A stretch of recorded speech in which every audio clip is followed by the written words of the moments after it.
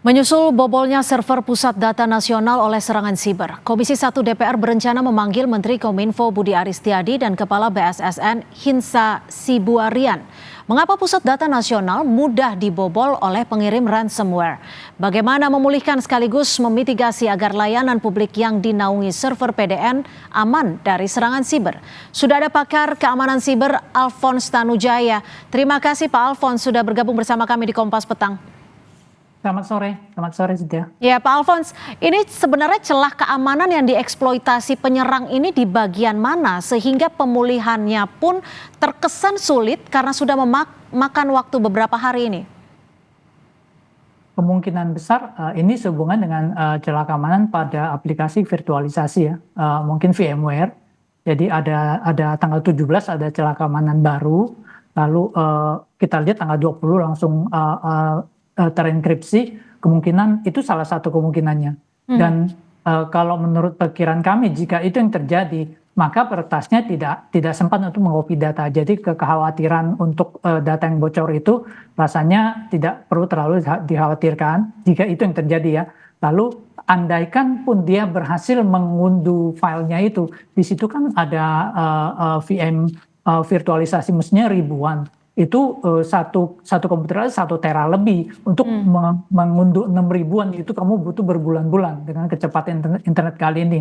Jadi dari probabilitasnya kecil, andaikan pun berhasil diunduh pun itu kalau pindah server tuh dia nggak akan bisa buka karena yang image dari VMware itu harus di server yang bersangkutan. Kalau dia pindah ke komputer lain diinstal lagi VMware, dia akan minta identifikasi kalau berbeda nggak akan bisa dibuka. Itu sistem pengamanan dari VMware. Jadi saya tidak terlalu melihat bahwa ada ancaman dari sisi data yang bocor, tetapi ancamannya adalah dari operasional yang terganggu.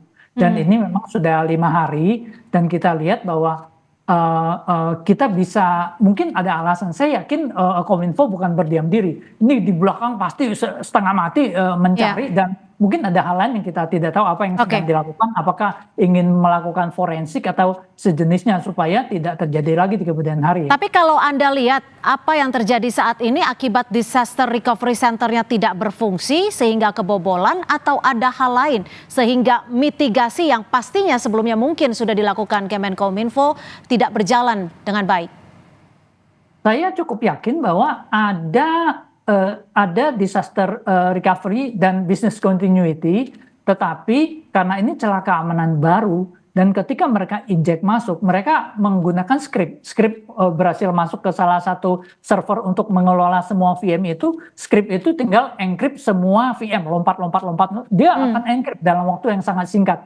Dan celakanya kemungkinan besar backupnya itu ada di segmen yang sama atau di lokasi yang sama sehingga ikut terenkripsi. Itu kemungkinan pertama. Kemungkinan kedua, ini layanan tidak bisa berjalan. Kenapa? Karena ada komposisi aplikasi yang kritis dari dalam hal ini imigrasi yang mungkin berhasil dienkripsi dan untuk mengembalikan itu luar biasa susah. Kalau sudah dienkripsi dengan gembok yang dibuat oleh pembuat ransomware, kuncinya hanya kunci yang dimiliki pembuat ransomware. Jadi itu yang menyebabkan tidak bisa. Jadi dari sini kita bisa belajar bahwa imigrasi 2 hari agak tertatih, walaupun hari ini juga untuk pembuatan paspornya tertatih, di sana kelihatan bahwa database-nya memang agak terganggu, tetapi untuk layanan lainnya mereka bisa cepat. Jadi hari ketiga, hari keempat sudah agak normal. Nah, saya cukup apresiasi dalam arti bagaimana, jadi katakan kita buka restoran, nasinya tahu-tahu habis, terlalu banyak tamu. Masak nasi nggak mungkin lagi, harus kreatif, cari ke sebelah, ke warung nasi Padang, beli nasi, beli apa, pokoknya yang tamu nggak boleh merasa bahwa ada gangguan. Nah itu spirit itu yang harus dilakukan.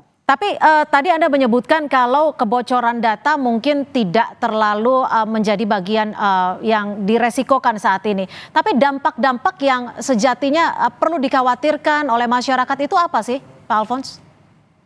Yang sekarang yang perlu dikhawatirkan adalah data yang dienkripsi itu pemerintah sudah bilang kita nggak mau bayar, oke, udah dienkripsi udah pasti hilang, nggak ada kuncinya.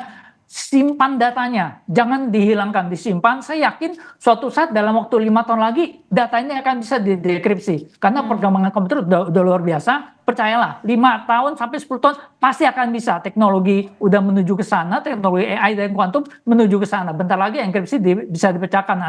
Anda perlu sadari itu, disimpan datanya. Nah, masalah yang akan dihadapi masyarakat adalah jeda waktu antara data ini dienkripsi dengan data lama itu pasti ada yang hilang. Jadi waktu pindah ke PDN, kan semua instansi itu punya data di lokal kan, lalu pindahkan ke PDN. Tapi data lokalnya itu katakan bisa 2 bulan yang lalu pindah gitu. Datanya masih 2 bulan yang lalu, sekarang pindah ke PDN lalu dienkrip. Nah jadi artinya sebenarnya data yang 2 bulan yang lalu dan sebelumnya masih ada. Tetapi data itu sampai hari ini hilang. Nah kira-kira itu resikonya. Oke, baik. Terima kasih Pak Alphonse Tanujaya, pakar keamanan siber, sudah memberikan perspektifnya di Kompas petang hari ini. Selamat sore.